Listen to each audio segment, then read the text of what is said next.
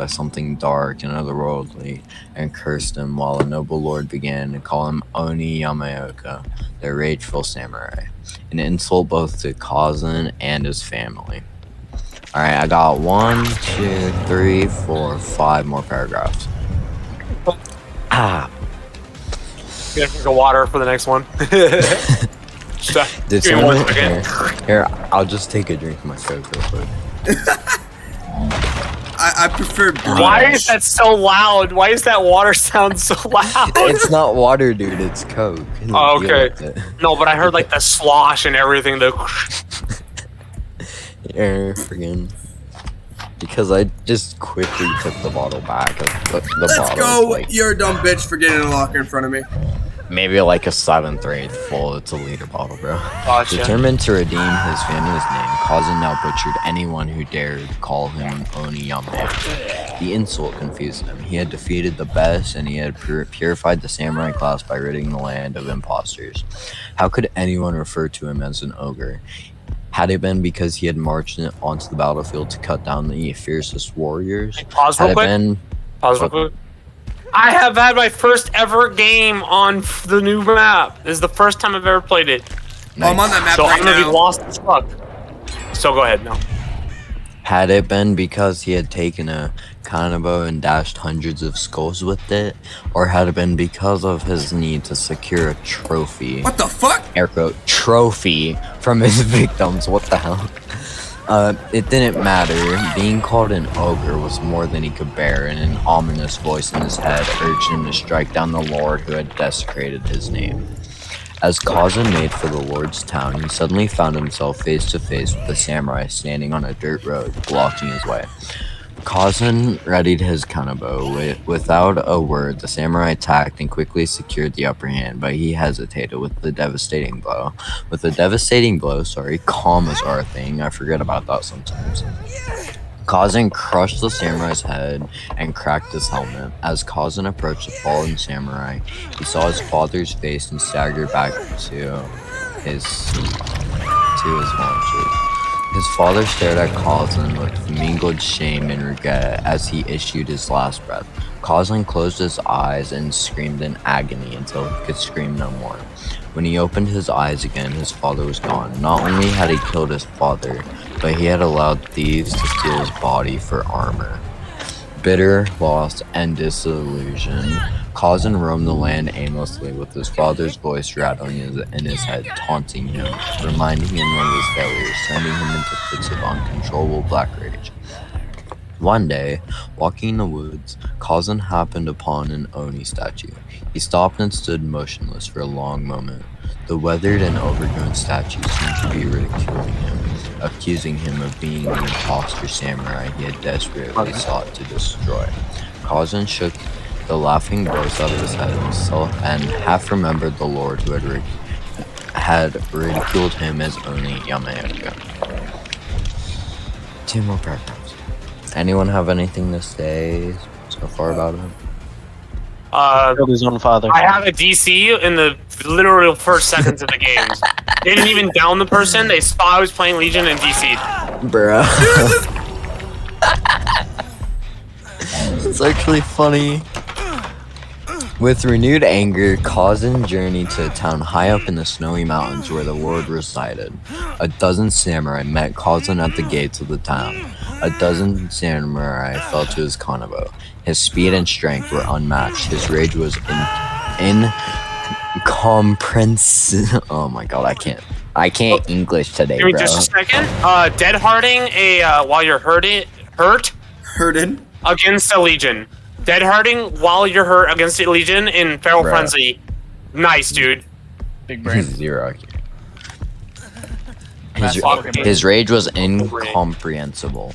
Covered in blood and gore, Kazan battled through the town and soon found the lord hiding in a village.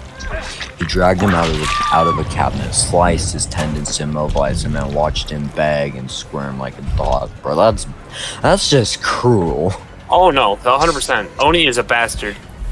Yeah. Without hesitation, he thrust his fists into the lord's mouth and yanked out the wicked tongue that desecrated Yes, his zombie name. face cam. Jesus Christ, dude. Oni, you need to take a break. Wow, this first Steve was mind game so hard he wanted to die. Yeah? Time out. This man ran into a zombie. I mean, it happens, bro, sometimes. He just fixed cars and handled the crusher. Something he did really well. A car went in, a small metallic cube came out. It was not until one gloomy day that he, just by accident, saw some blood coming from one of the uncrushed cars. As he opened the trunk, he found a young man, gagged with tied hands and panic-filled eyes. Ajomo freed the man, who managed to run 10 feet before satisfied. I can't blame him. Cosmo exited the villa to find himself surrounded by dozens of farmers wielding rusted scythes, sharp pitchforks, and heavy clubs.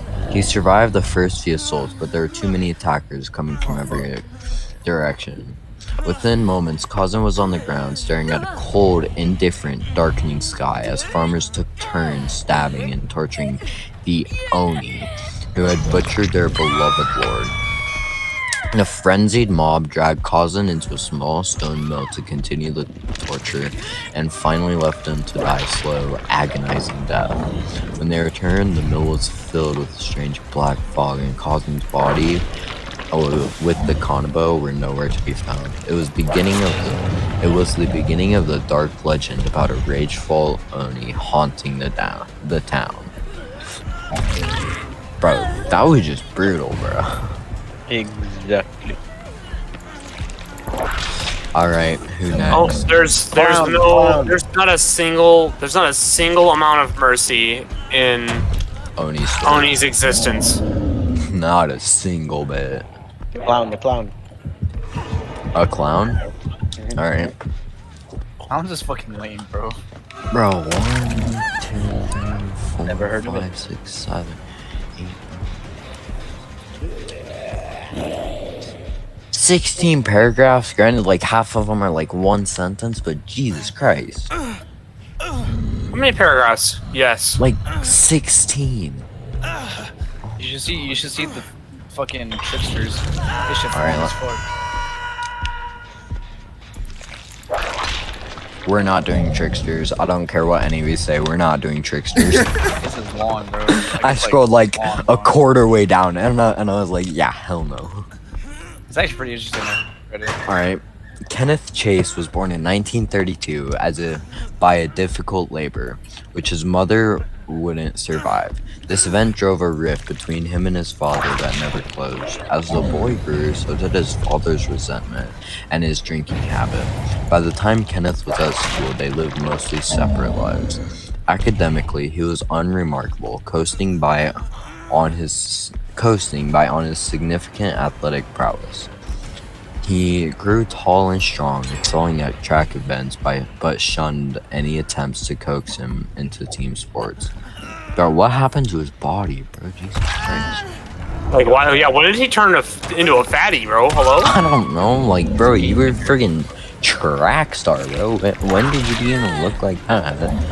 On his walk home from school, he would often find feathers on the ground, and he soon began a collection, keeping them in a cigar box under his bed, with his father either at work or in an alcohol-induced stupor, whatever, I don't care. English language is literally trash. True. Kenneth had hours to spend alone, transfixed by the regularity of his feathers' barbs and feeling the softness as he ran them over his lips. Watching the birds that came to feed her in his garden, he imagined how soft they must be and resolved to catch one.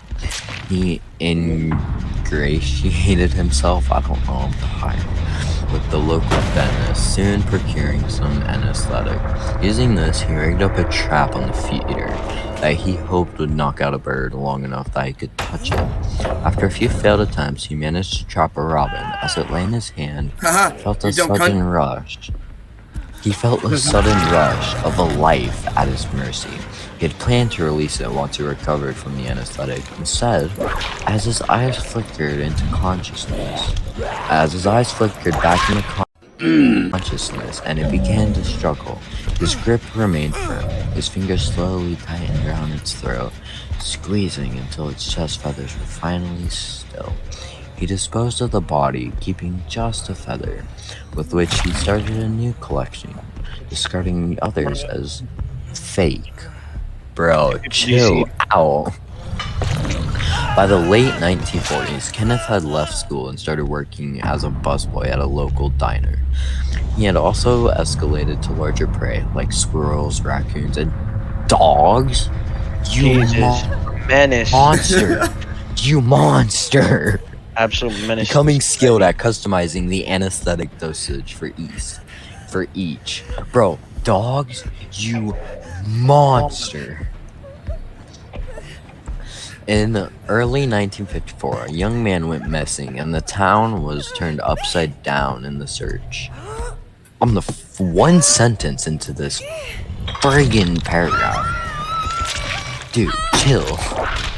A few months later, Kenneth's father, while doing some work in the crawl space under the house, found a cigar box.